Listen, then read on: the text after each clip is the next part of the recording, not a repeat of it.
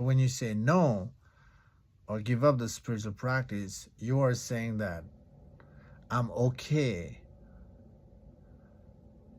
with my conflict, with my fear, with my struggle, with my pain, with my drama.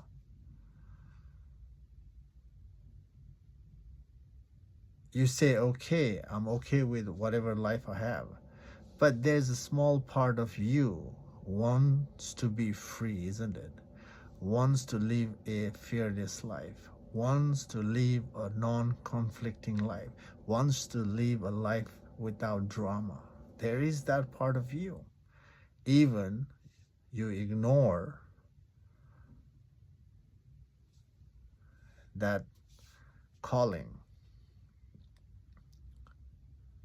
The more you ignore that calling, the stronger that calling becomes.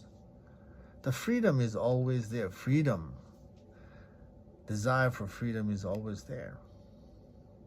By the way, even you ignoring right now the spiritual freedom and you're associating with the material freedom, if you really sit with the material freedom, why you associating with the material freedom, that why is going to lead you towards the true freedom.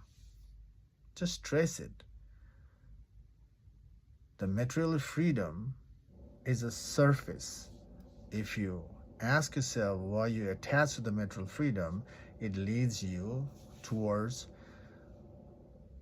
the absolute freedom. And absolute freedom is figuring out the truth of who you are.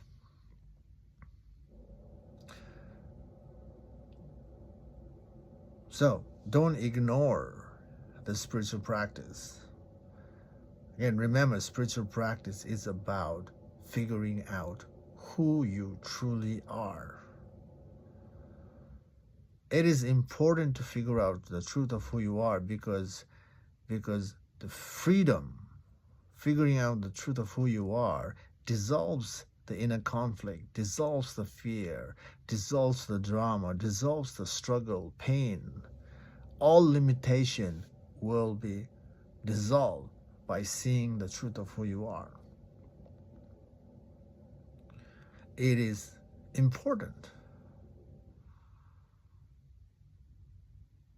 And it is possible to see the truth of who you are. The journey to figure out the truth of who you are is simply about turning the awareness back to yourself and witnessing yourself. That's the